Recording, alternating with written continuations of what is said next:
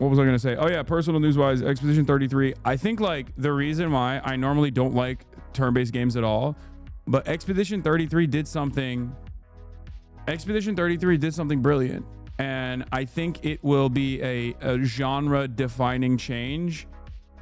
And I don't know if it existed in other turn-based games as well, but the dodging and parry mechanics that are real-time components in the battle in a turn-based game, I think is so good that it actually makes people like myself enjoy turn-based games. Lol, I mean, it's cute. He thinks that's new. I don't know. I'm saying I don't know if that was like something that Expedition 33 invented or added on. Paper Mario has it. Okay, that makes sense. QTEs are old, noob. No, I don't think it's more than a QTE. It basically, like, the first strike opportunity and like the gamification of the turn-based strategy makes it actually makes it different. Like that mechanic turns a turn-based game that Expedition 33 is into not so turn-based. Because I think for me, the thing that I get bored about with turn-based games is like not having that parry system or not having that like element of almost like Dark Souls style rhythm. Kind of bores me.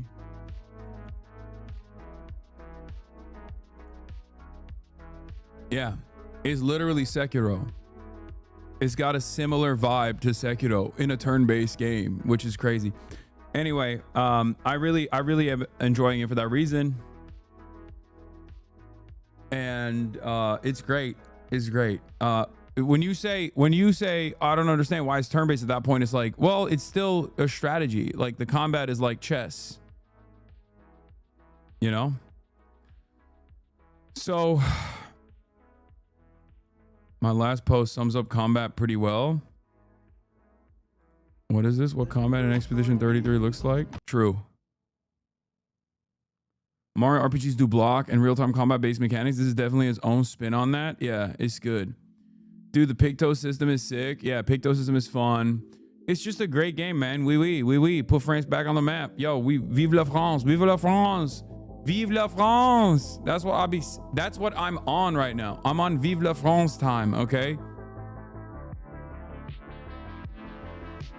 The streamer called Will Nev banned me for saying E33 was game of the year, maybe of the decade. I think it's too like, maybe it's too fruity for Will. Maybe it's too French for Will. I'm actually kind of surprised he didn't fuck with it that much. Like that's got to be what it is. Because I don't know why he doesn't like it. But in any case, that's what I got for E33. Woke up early, took Kai to the park, played some ball, won most of my games. And obviously it's a public park, so like random dudes show up all the time, right? I'm playing with random people all the fucking time. And today we had a dude. Today we had a new archetype. Okay, guy who is stout, like short, kind of short, but like stocky, and has like a low center of gravity, but can really bang, right? Stout. Yeah. Not Swagapino. But he was like, I mean, he wasn't like that short, to be fair. He was like, I don't know, like 5'8" or something, but he was just like short compared to me. And 5'8", 5'9". But he was taking it so fucking serious, bro. And I know you guys, like, if you ever play pickup ball, sometimes you encounter one of these guys that's just like, he's just so invested, and I'm cooking, right? I'm cooking his team. So like he's getting more and more mad. He's getting agitated. And in the process, like he's not saying nothing, but he is getting agitated. You can tell. And he was just like, he couldn't bang. So what he would do is just like get crazy. Like instead of boxing me out, he would just instantly double, like he would do like a football player O-line push every time. Every time I was going up for a rebound, he didn't even wait to like turn around, box me out, none of that. Just straightforward, full body check, entire, like he would put his low center of gravity directly into my lower back. It was crazy. And I don't know this guy, right? Now, we don't know any of these people, right? I don't know any of the fucking people I'm playing with. So like, you don't know what they're about. And basketball, when you're playing street ball, it's like you're dancing with somebody, okay, for the first time ever. And it's just you get to see how their vibes are. You can't just like instantly be like, bro, you got to calm down, right? Because then you don't know how he's going to react. You don't know how he's going to behave, right? Chill, bro. My guy probably had a long week in the Mines of Gondor. No, but that's like the other thing. Like, dude working at a restaurant, probably had a bad week. It comes in, takes out all of his fucking animosity on the court. It is what it is. Still beat his ass though. So,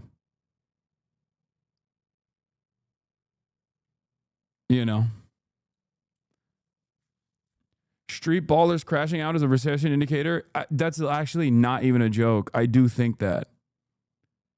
And no, for those of you asking, I have never gotten a fight on an outdoor, in a street ball session. That is the most insane thing, because you don't know who the fuck you're playing with in most circumstances, and you don't know what the fuck they will do. So I do not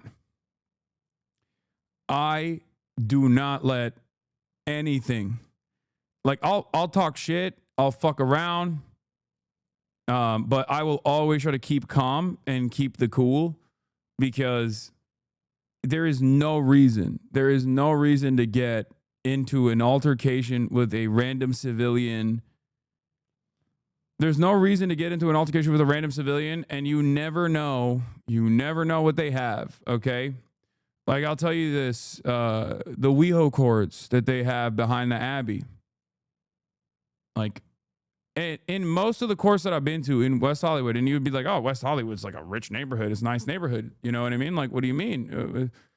Yeah, in every single court that I've played at, there have been numerous incidents where someone pulled out a gun. Every single one. So you just don't know. You never know. People are fucking crazy. It's America. Everybody's strapped up. It's just not going to happen. I'm not doing that. That's kind of sick, Lamount. Yeah, no, it's not. It is not sick. It is not sick at all. Try balling in West Philly. Fresh Prince has the move, bro. I mean, it doesn't matter. Every basketball court, it's the beauty of public parks, and it's also the downside sometimes. It is what it is. Real eaters swing anyway. That's what I mean. America's a PvP server. You just never know. There's no reason to get into an altercation like that. Anyway, I'm not saying this dude had anything, but what he had was a lot of gusto. What he had was a lot of anger that he was trying to let out. And I just probably did not help him out with that, because I beat him relentlessly. First game was like 13-3. And then he instantly was like, all right, rematch. I was like, okay, bro, chill. And then we did another rematch. And then the rematch ended with like, again, 13-6 this time. He had a couple threes that he was able to put down. Good on him. But the rematch didn't go his way either. So anyway, God, I love pickup basketball so much. I wish it didn't fuck me up every time I play, because it's just so bad to play on blacktop. It's so fucking bad. Famous Hasanabi head TikToker cooking on real recession indicators. Forget bald people. The best indicator of a recession is now Gooners. Walk with me. Recently, what form of entertainment has been overrun by Gooner graphics? Video games. And who are video games targeted towards? People who have a lot of free time, aka unemployed people. And if unemployed people are Newsom is live, gang, just a heads up. Dude, I don't care. being sold Gooner games, No way. that means that companies must associate Goonerism with unemployment. For a Gooner to goon, they need a lot of free time. But buying a Gooner game is a Gooner luxury. Prices are going up and there's free Gooner material everywhere. Gooners are more likely to save their money and free goon, meaning there's no money going back into the Gooner economy. This is called stagflation, where economic growth declines while unemployment and inflation That's crazy. increase. And stagflation can easily turn into a recession. So as Gooners increases, economic security decreases.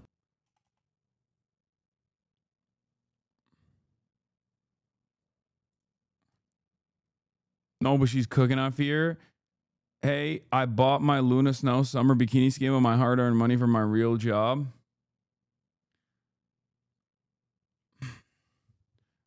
Goonernomics. I apologize for my role in stagflation. We all play a part, chatter. It is what it is. Zoomers are buying less games. The gamer recession is coming.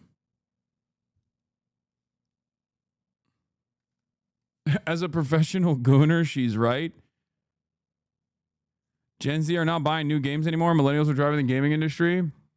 Yeah, bro. How is Gen Z supposed to buy new video games? Okay, they got no money. They're broke. With what money? They make like 40 grand, and just like existence is 50 grand by default. Okay, entry level existence is 50 grand, and you're making like 45. You don't have any disposable income. What are you supposed to do? Day in the life of Gen Z. Wake up. Got to go work at Starbucks in my barista shift because it's the only job that was available that would give me health care and would potentially pay my $750,000 student loan debt that I'm going to have to pay with interest by the time I get to like 58 years old. Okay, so you work at Starbucks as a barista. You're barely making ends meet.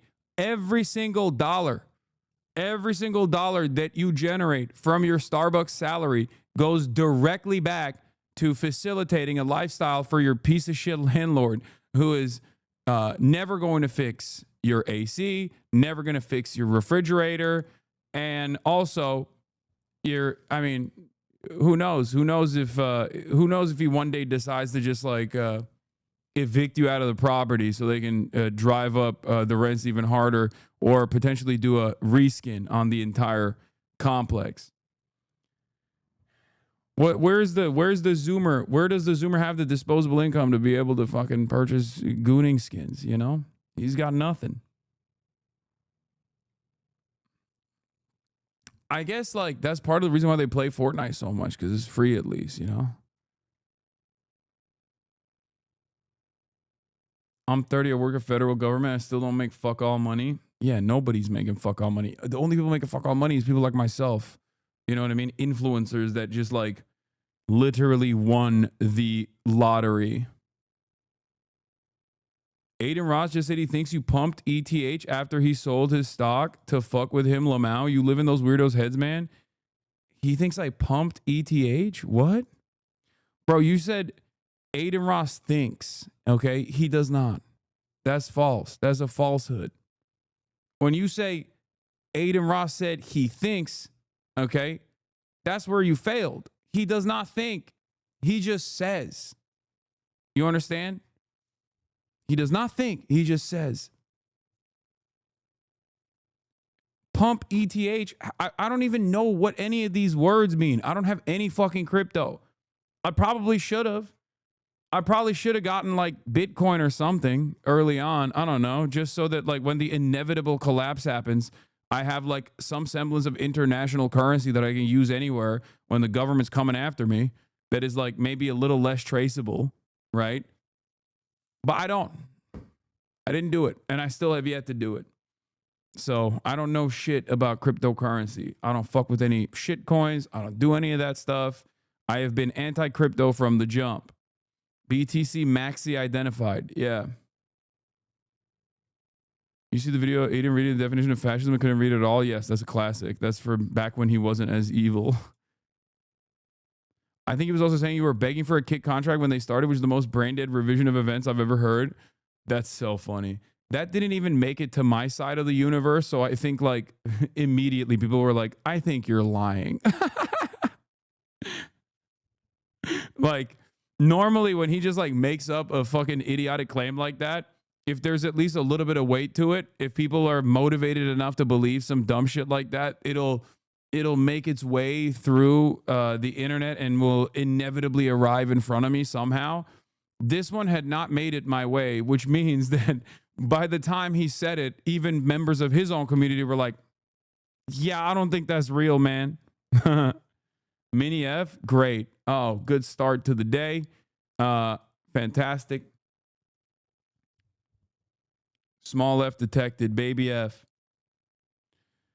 But what was I saying? All right, Trump Putin summit tomorrow, talking to former Bernie foreign policy advisor Matt Duss about Ukraine and Israel, which is, you know, something that we're going to do.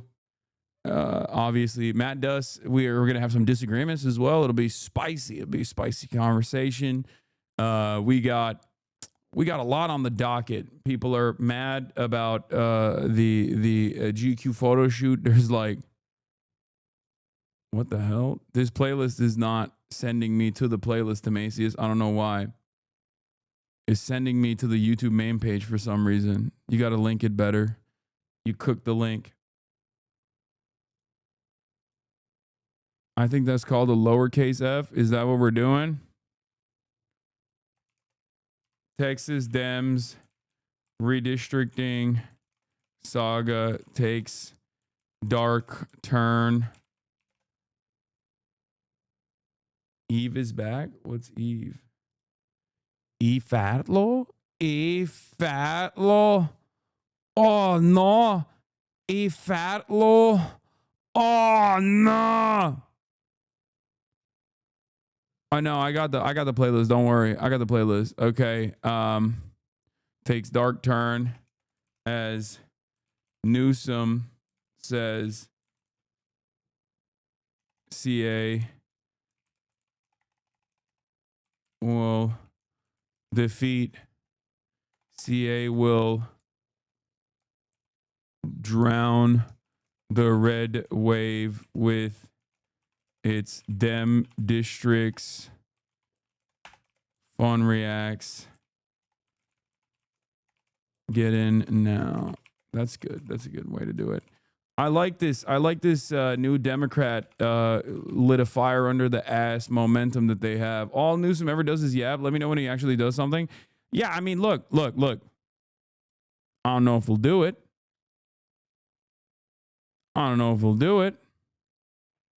But if he does, 150-hour game. I will say, Hasanabi made it, but do not open the posters page. You have been warned. What? What is it? Bro. What is this? No. No. We gotta pause it. What is that? Is that SpongeBob giving me dome? What is happening, brother? Brothers, sisters, y'all need to calm down. Main quest is like 20 hours. Yeah, but that's not how I play these RPGs. I already am like, I'm playing all the side bosses and shit like that. That's crazy. Okay, well, I hit that with a like anyway. You know what I mean? You know what? Fuck it. Repost. Bro, I 100% the game in 80 hours. Hassan, it's census time. Pick a day, Mr. Streamer. Okay, we got to do the census. We got to do the community census one of these days. For sure. Anyway, that's right. This is that time of the year. But